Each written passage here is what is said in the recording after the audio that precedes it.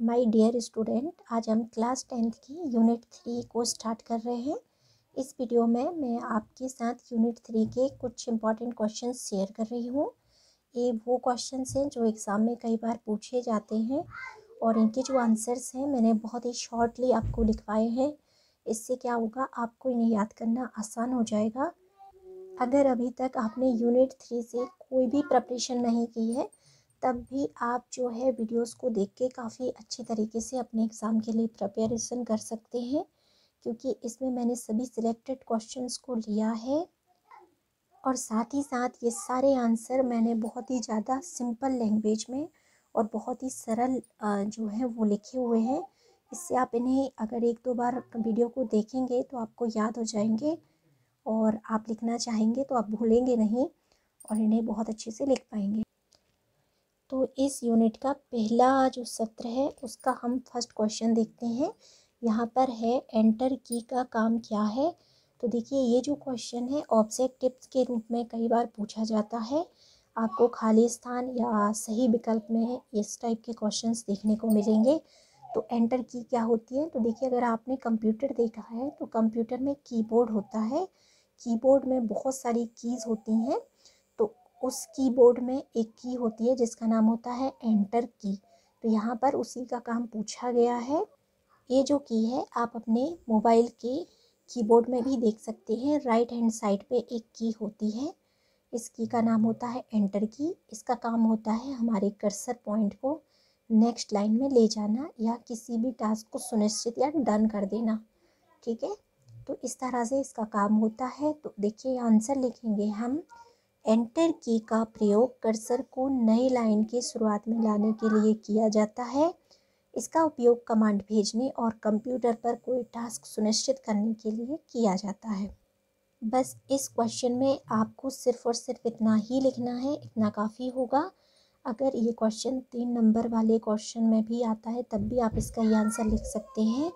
और इसके अलावा आप चाहें तो इसमें कुछ उदाहरण जोड़ सकते हैं, जैसे कि पहली लाइन में आप कोई स्पेलिंग लिख दीजिए उसको और फिर आप ऐसा कर्सर का साइन बना दीजिए कि इसको कर्सर करने के बाद ये जो हमारा कर्सर का जो पॉइंट है, एंटर करने के बाद आप नीचे नेक्स्ट लाइन से उसको स्टार्ट करा दीजिए। इस तरीके से आप कुछ भी इसके जो उदाहरण है वो लिख सकते हैं। अगर नहीं लिखना चाहें तो उनकी कोई ऐसी ज़रूरत नहीं है। आपके लिए इतना आंसर काफ़ी होगा अगर आप इतना भी लिखते हैं तो।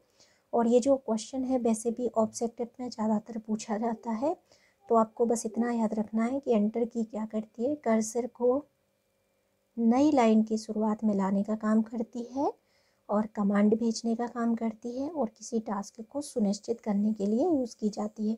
बस इतना याद रखेंगे तो आप ये आंसर जो है वो लिख पाएंगे।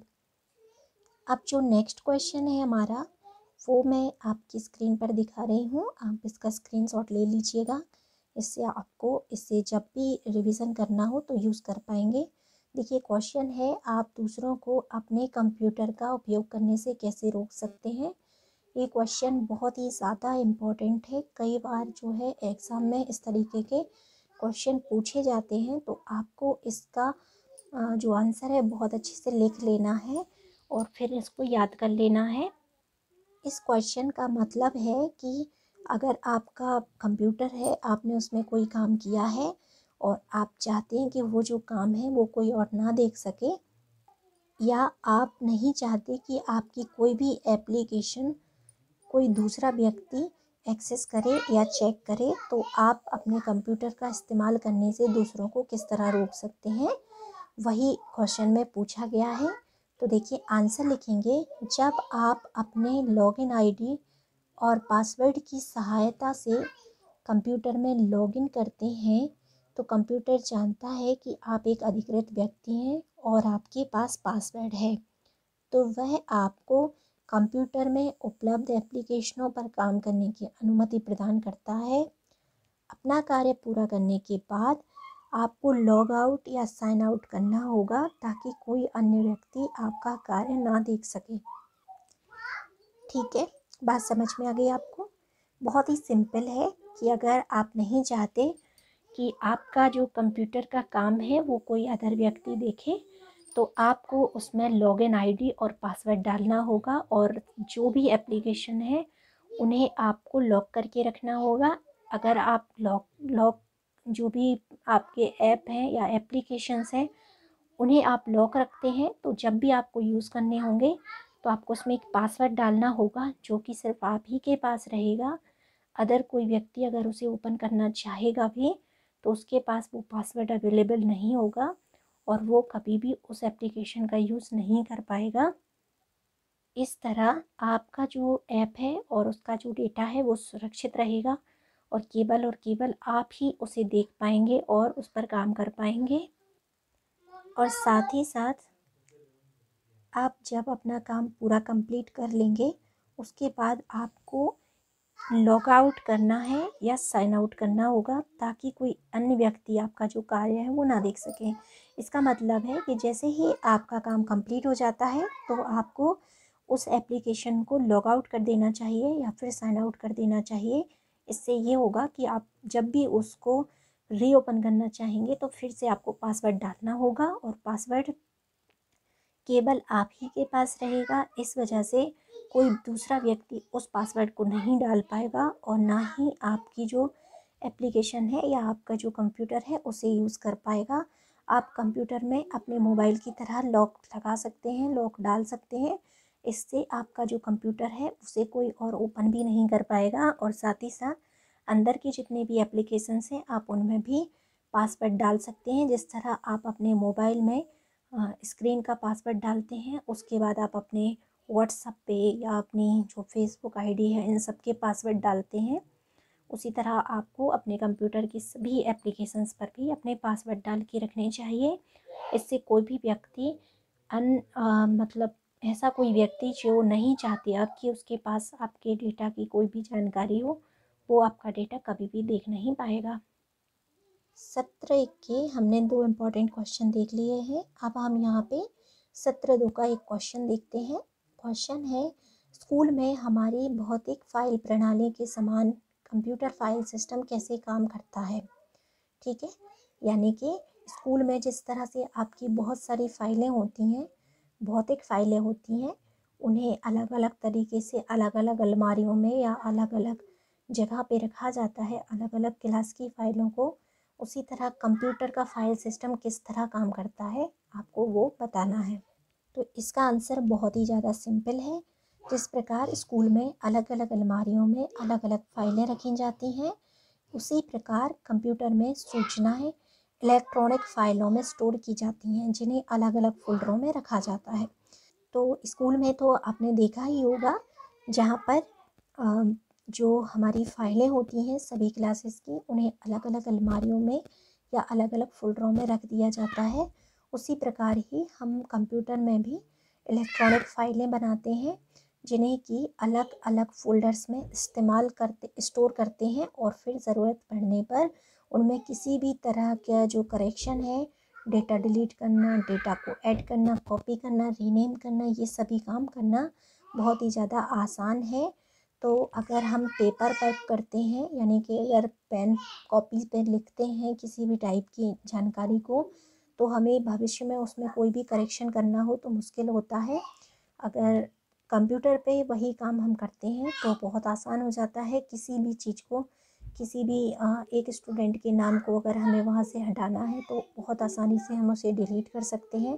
किसी भी प्रकार की स्पेलिंग मिस्टेक होने पर हम उसे वहीं के वहीं करेक्ट भी कर सकते हैं। कोई नया नाम ऐड करना हो तो हम वो भी कर सकते हैं, और साथ में अगर हमें सेम डेटा को दूसरी जगह चाहिए तो हम उसे वहाँ से इजीली कॉपी भी कर सकते हैं। हमें फिर से वो सारी चीज़ें लिखने की ज़रूरत नहीं पड़ती है। इस प्रकार जो हमारी कंप्यूटर फाइल सिस्टम है बहुत ज़्यादा हेल्पफुल होता है। इसीलिए आजकल सभी ऑफिसों में और सभी स्कूल्स वगैरह में सभी जगह भौतिक फाइल की जगह कंप्यूटर इलेक्ट्रॉनिक फाइलों ने ले ली है।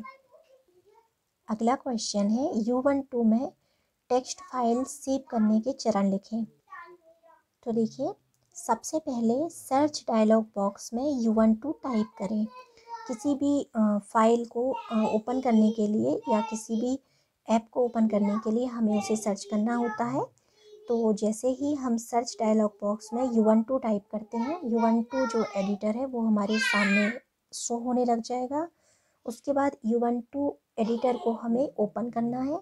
ओपन करने के लिए हमें अपनी माउस से उस पर क्लिक करना होगा।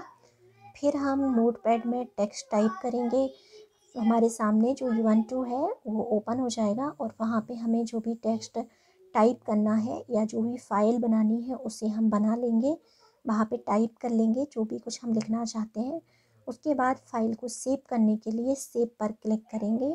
हमारे पास एक ऑप्शन होगा सेव करने का, हम उस पर क्लिक करेंगे और हमारी जो फाइल है वो सेव होने के लिए नाम मांगेगी, तो हम वहाँ पे उस फाइल को उसके नाम से सेव कर देंगे या जो भी नाम हम देना चाहते हैं उस नाम से उस फाइल को सेव कर देंगे। इस तरह से हम U12 में टेक्स्ट फाइल को सेव कर सकते हैं और फ्यूचर में हमें जब भी उस फाइल की ज़रूरत होगी तो हम उस फाइल को ओपन भी कर सकते हैं।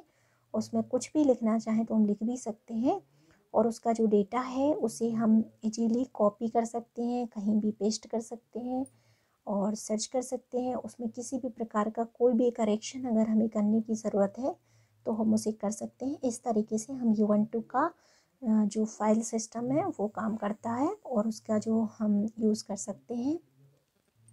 डियर स्टूडेंट, ये कुछ क्वेश्चन थे जो कि बहुत ही ज़्यादा इम्पॉर्टेंट हैं। एग्ज़ाम में कई बार ये सारे क्वेश्चंस पूछे गए हैं। ये सभी बहुत इम्पॉर्टेंट क्वेश्चन है। इनमें से किसी भी क्वेश्चन को आपको छोड़ना नहीं है। सभी क्वेश्चंस को आपको बहुत ही अच्छे तरीके से रीड करना है और याद कर लेना है ताकि आप एग्ज़ाम में इनमें से सभी क्वेश्चंस के आंसर लिख सकें। बहुत सिंपल लैंग्वेज में और बहुत ही आसान शब्दों में मैंने आपको इसके जो आंसर हैं वो बताए हैं, जिससे कि आपको लिखने में बिल्कुल भी परेशानी नहीं होगी। आप इन्हें आसानी से याद कर पाएंगे। और ये जो क्वेश्चन है बहुत ज़्यादा इम्पोर्टेंट है। मैं बार बार कह रही हूँ आपको, ये जो क्वेश्चन है छोड़ने नहीं है, इन्हें याद करना है। और सभी क्लासों में ये क्वेश्चन सेम हैं। क्वेश्चन सभी क्लासों में एक जैसे ही हैं, बस थोड़ा बहुत आगे पीछे हैं। तो ये 10th क्लास की बुक से लिए गए हैं, लेकिन आप अगर 11th क्लास में हैं, 12th क्लास में हैं, तब भी आपको ये जो क्वेश्चन है ये काम आएंगे। तो आप इन्हें रीड कर सकते हैं और मैंने बहुत ही आसान तरीके से आपको समझा दिया है। मुझे उम्मीद है आपको ये आंसर समझ में आ गए होंगे। अगर कोई भी डाउट रह गया है या आपको कोई भी चीज़ ऐसी लगी है जो मैं आपको नहीं समझा पाई हूँ तो आप बिल्कुल भी परेशान मत होइए। आप मुझे कमेंट कीजिए, मैं उसका आंसर देने की पूरी कोशिश करूँगी। और अगर वीडियो बनाने लायक होगा आपका टॉपिक तो वीडियो भी बना दूँगी। और अगर आपको कमेंट करके आंसर देने की ज़रूरत होगी तो मैं कमेंट भी करूँगी। तो ये था हमारा आज का वीडियो। उम्मीद है आपको पसंद आया होगा। पसंद आया है तो लाइक एंड शेयर करना बिल्कुल मत भूलिए। कमेंट करके मुझे बताइए आपको वीडियो कैसा लगा। नेक्स्ट कौन से टॉपिक पर आप वीडियो देखना चाहते हैं और किस क्लास के स्टूडेंट्स वीडियो देखना चाहते हैं, मुझे कमेंट करके बताइएगा।